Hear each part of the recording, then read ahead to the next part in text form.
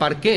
Perquè si aquesta persona ens ha fet un mal, tu l'has interpel·lat i al final l'has convençut de que està equivocat i accepta el teu plantejament, el final és un retrobament. El final significa el perdó. Això no significa que oblidem el mal que ens ha fet, però significa una superació d'aquest mal. I això ho podem aplicar a la filosofia social i col·lectiva, però també ho podem aplicar a la nostra vida quotidiana. Què fem amb les nostres parelles, amb els nostres amics? També de vegades ens causen o causem el mal. I no significa que oblidem allò que ens han fet, però estem disposats a superar aquest mal, estem disposats a superar, a perdonar, per intentar aconseguir una situació millor. En segon lloc, diu Luther King, que hem de reconèixer que la mala acció del nostre proisme, del nostre possible enemic, allò que ens ha ferit, mai el defineix completament com a persona i ens diu que en el pitjor enemic podem descobrir racons bons. I això és fonamental, perquè clar, si nosaltres veiem a l'altre només com l'enemic total, si no veiem en l'altre una persona que té coses o valors negatius, però que també té alguns valors, algo de persona, d'humanitat positius, mai podrem establir un diàleg. I això és fonamental no ja per contextos democràtics com l'actual. Penseu la importància que té aquest raonament, aquesta filosofia, en contextos on hi ha guerres civils, on hi ha contextos de guerres armades.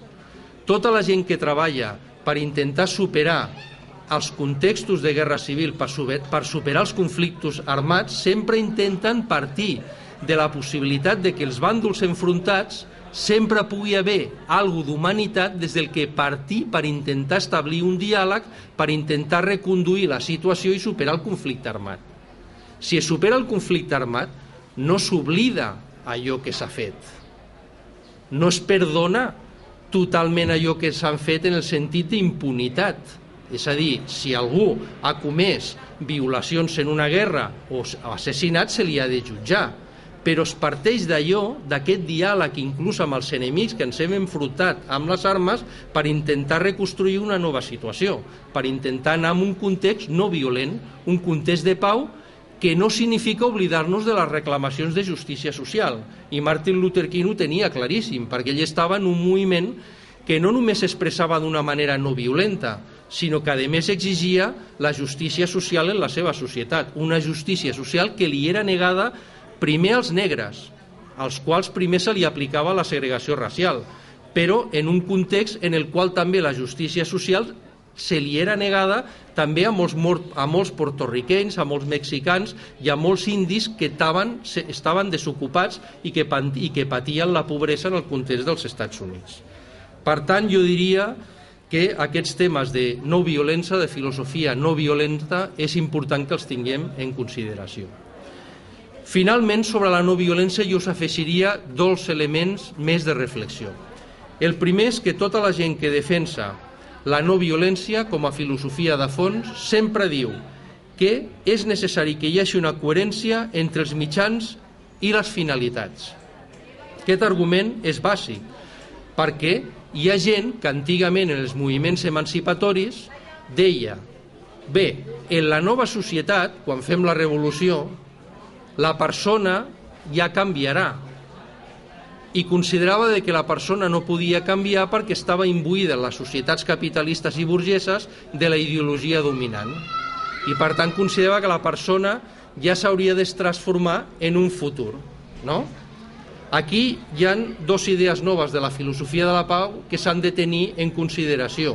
La primera, que les persones que han de protagonitzar la transformació social és imprescindible que en el procés de transformació social també canviïn. No pot ser que hi hagi persones que proclamin que aspirem a una societat igualitària, justa, pacífica, democràtica i que ara estiguin practicant la violència. Això és molt incoherent. Per tant, com diu Gandhi, Luther King, igual que en les finalitats ha d'estar present la no violència i la pau, en els medis també té que estar present la no violència i la pau.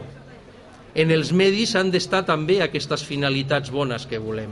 Si no estan en els medis, mala transformació farem.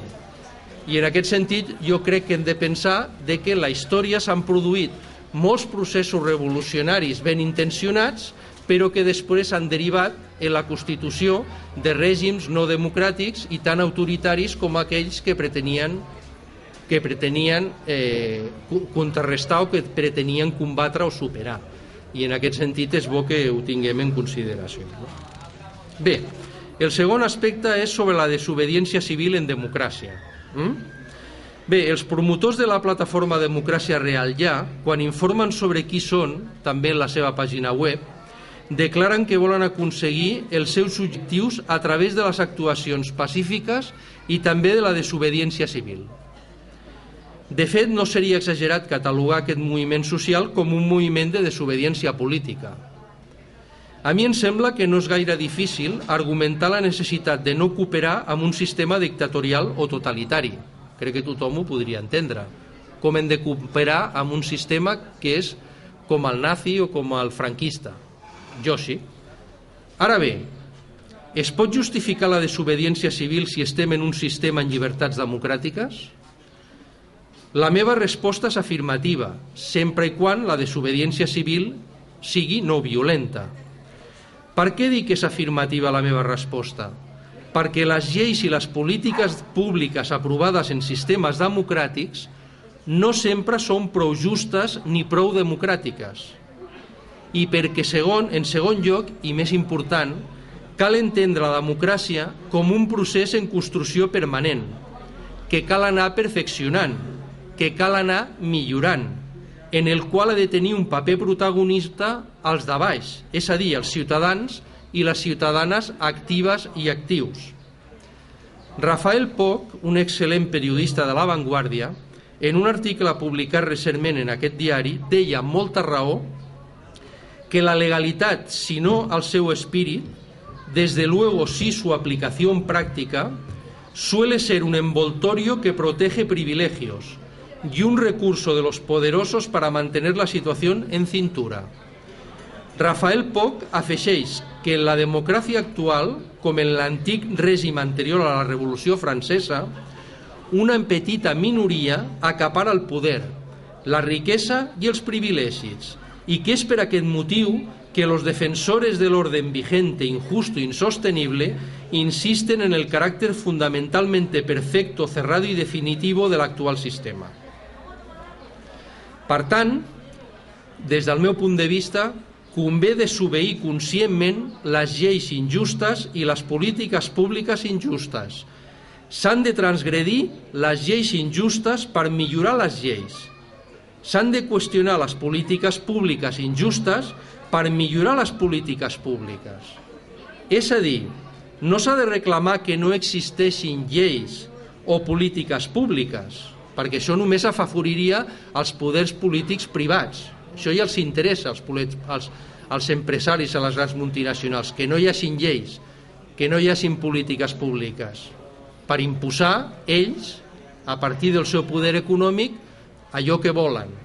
Sí volem lleis, sí volem polítiques públiques, però volem que siguin justes, volem que canviïn, volem que no siguin com les actuals. Bé, aquesta opció favorable a la desobediència civil de les lleis i de les polítiques públiques injustes implica, o hauria d'implicar des del meu punt de vista, que és la ètica i la política la que s'han de situar per davant de la legalitat vigent. Hi ha gent que diu que no. Hi ha polítics que diu hi ha una legalitat i aquesta és la fonamental. Si tu no estàs d'acord, doncs cada 4 anys votes a un partit que estigui d'acord amb els teus postulats i que aquest partit canvi les lleis. Clar, això que ens diguessin fa unes dècades, quan estàvem en la transició democràtica, encara ens ho podíem empassar. Però després de tantes dècades d'haver votat els partits polítics, no?, i de demostrar que el vot cada 4 anys serveix per ben poc perquè molts dels programes dels partits polítics no es compleixen i no tenim mecanismes legals per poder anar amb un jutge o per poder anar i demandar aquests partits per incompliment dels partits, doncs no ens poden negar el dret a la desobediència civil ciutadana. No ens poden dir que anem cada 4 anys a votar. No. Per tant, és des de la política i des de l'ètica que s'hauria de valorar si una llei és injusta o és justa. I això és una cosa que ja han dit moltíssima gent des de fa molt temps. Martin Luther King ho deia. Petra Kelly, una de les líders del partit verd alemany, també ho deia. Gandhi també ho deia. És la política, l'ètica, les conviccions morals de les persones, això és lo fonamental. Els seus valors és el que han de conduir el seu comportament. És el que hauria d'estar per sobre de la democràcia, els valors que haurien d'inspirar la democràcia, que haurien d'inspirar les lleis. Ara bé, per situar polític i socialment a una llei com injusta, no sols cal que hi hagi un nombre de persones significatiu que la transgredeixin, això és necessari. A més, és necessari que aquestes persones comptin amb un suport actiu d'un segment ampli de la població. I sobretot, al final, el que cal és que una majoria de la societat acabi considerant que la llei és injusta.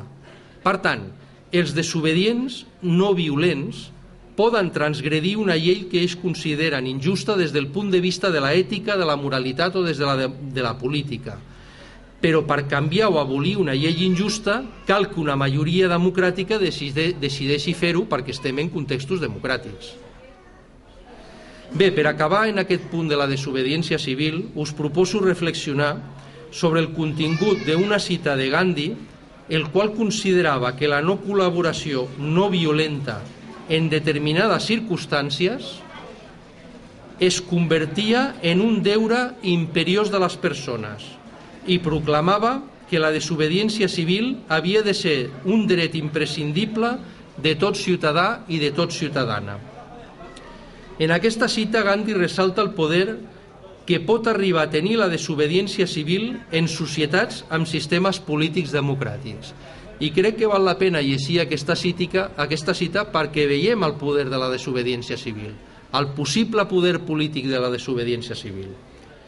Deia Gandhi: hace mucho tiempo que estamos acostumbrados a pensar que el poder emana únicamente de las asambleas legislativas. La verdad es que el poder viene del pueblo y que para un tiempo determinado confiamos su ejercicio a los representantes que hemos escogido. El Parlamento no tiene ningún poder ni existencia siquiera independientemente del pueblo. La desobediencia civil es la llave del poder. Imaginados a un pueblo entero negándose a conformarse con las leyes vigentes y dispuesto a soportar las consecuencias de esta insubordinación. Toda la maquinaria legislativa y ejecutiva se encontraría de repente totalmente paralizada. Es verdad que la policía y el ejército suelen recurrir a la fuerza para someter a las minorías, por muy poderosas que éstas sean, pero ninguna policía y ningún ejército pueden lograr que se doblegue la voluntad de todo un pueblo decidido a resistir hasta que se agoten todas sus fuerzas. A mi em sembla que hi ha molts casos dels que estem vivint actualment als països àrabs, com a Egipte, com a Túnez, no?, en el qual els propis exèrcits i les policies han vistos incapaços de reprimir el poble i al final ha sigut el poble que ha aconseguit paralitzar aquests cossos repressius i que alguns d'aquests sectors simpatitzessin i donessin suport a les revoltes populars. No és tan estrany que en processos en els quals participa la majoria de la població es puguin fer canvis radicals i revolucionaris molt importants. Hi ha exemples històrics en els quals des de la no violència s'ha aconseguit revolucions i transformacions importants. No sols hi ha exemples històrics de revolucions a través de la lluita armada o a través de la violència. També hi són. Ara, no tots després han tingut els fruits que es proclamaven. Alguns d'ells també han generat una sèrie de sistemes i de règims que després no han sigut molt justos i han sigut bastant autoritaris. Altres no, però altres sí. Per tant, aquest és un tema de reflexió, però en contextos democràtics a mi em sembla que més aviat tenim que apostar per una estratègia de desobediència civil i de no violència que més aviat per una estratègia de violència. En altres contextos jo ja no dic res. Si estiguéssim a Palestina, doncs jo no sé el que faria, però estem a Catalunya, estem a Espanya, amb sistemes, amb unes llibertats democràtiques, en el qual tenim la possibilitat de reunir-nos, tenim la possibilitat